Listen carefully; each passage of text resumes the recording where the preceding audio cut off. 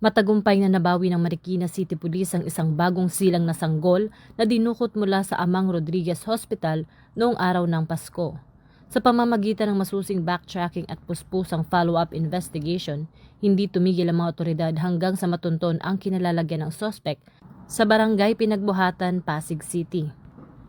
Ang mabilis na pag-aksyon ng kapulisan ay nagbunga ng positibong resulta upang muling maibalik ang sanggol sa piling ng kanyang tunay na ina. Pinuri ni Health Secretary Ted Herbosa at ng pamunuan ng pulisya ang mahusay na koordinasyon at dedikasyon ni Marikina Police Chief, Police Colonel Jenny Tecson at ng buong team na humawak sa kaso. Ang tagumpay na ito ay nagpapakita ng proaktibong pagtugon ng PNP sa mga sensitibong krimen, lalo na't sangkot ang kaligtasan ng isang sanggol. Ito ang bagong PNP para sa bagong Pilipinas, serbisyong mabilis, tapat at nararamdaman.